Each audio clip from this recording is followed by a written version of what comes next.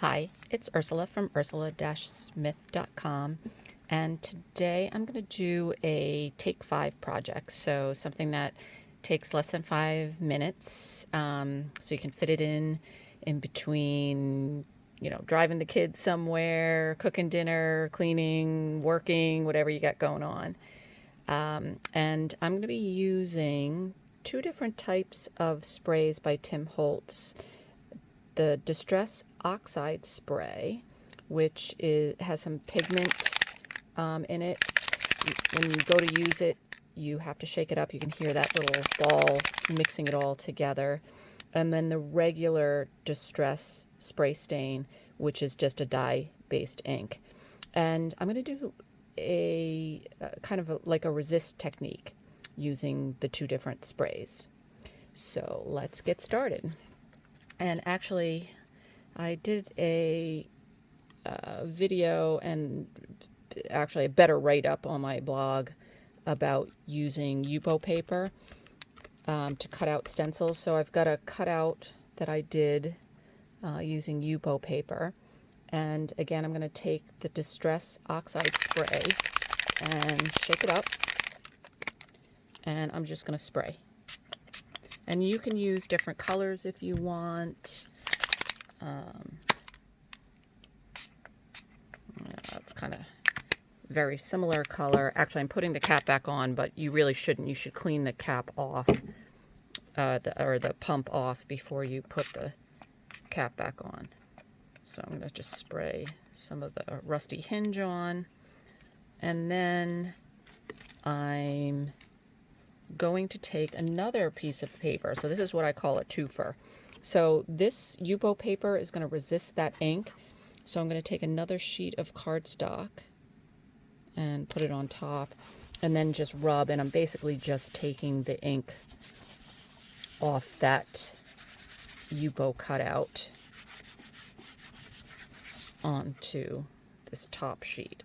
So I end up with kind of almost like a reverse print. And then the Yupo paper I've sprayed with repositionable adhesive so it stays down nicely, and then you get a good print using the sprays. So I now have the Distress Oxide sprayed, and I'm going to come back over with just the regular Distress spray stain. You don't really have to shake that up. And I'm just going to spray right on top.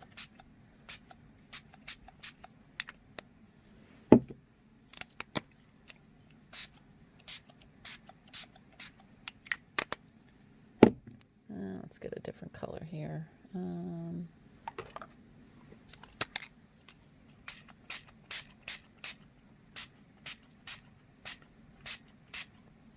So that one's Bundled Sage. The other spray stain I used was Antique Linen and Pumice Stone. And then for the Oxide, I used Mermaid Lagoon and Salty Ocean and Carved Pumpkin. So we're just going to let those dry, but you can start to see already the Distress Oxide is resisting the dye-based spray stain. And when it dries, I will be back. Hi, I'm back, and while I'm letting the other projects dry, I decided I wanted to try to see if I used the same colors, what that would end up looking like. So I'm using the Distress Oxide and the Distress spray stain in Bundled Sage. And again, I'm going to shake the Oxide and spritz through the stencil. And again, I don't want to let that ink go to waste, so I'm going to take a second piece of cardstock and mop up that excess ink that's on top of the cutout. You should wear gloves. peel off the cutout. Easier said than done. Come on.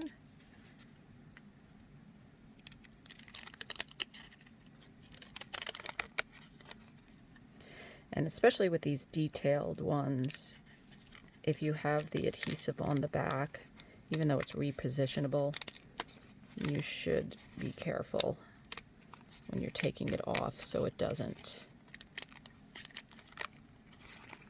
rip. Now this is the thicker Yupo paper, which resists tearing a lot better than the thinner, and then even than the stone paper that I've used in the past. But you still should be careful. And so then I'm going to take the same color in the regular spray and go over the top. I'm hoping I'm going to get more of like a tone-on-tone look with this. And I'm going to let that dry. But again, you can kind of see it's already starting to resist. So when it's dry, I will be back. Hi, I'm back, and these are getting pretty dry. They're still a little damp, but these are the last two that I did, the more tone-on-tone, and you can see it definitely resisted.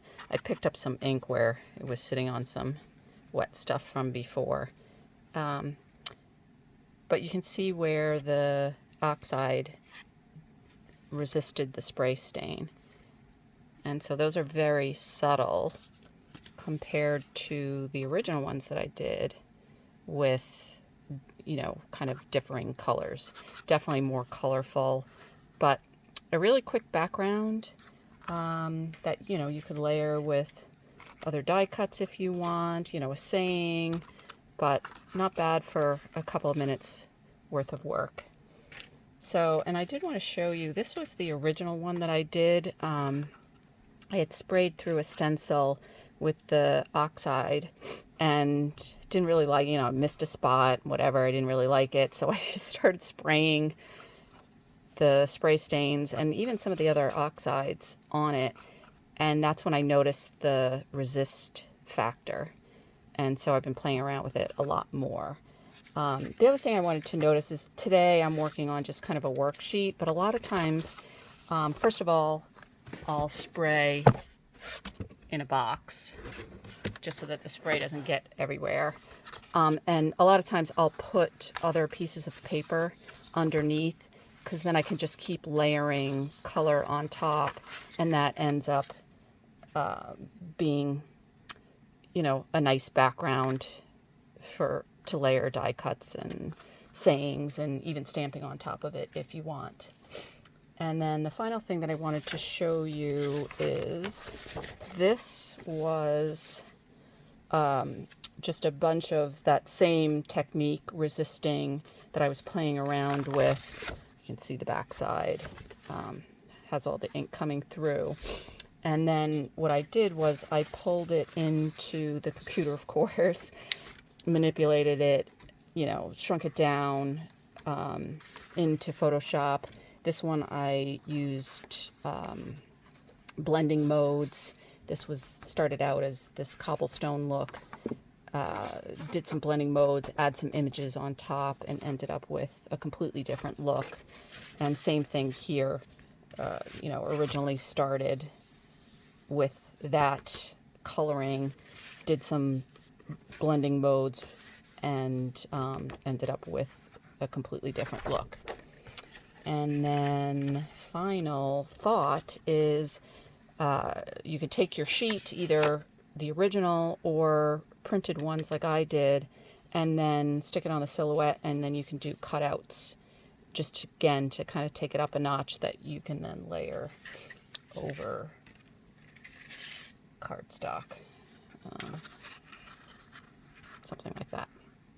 So anyway, hope you like that Take 5 technique. Thanks for joining me. See you next time.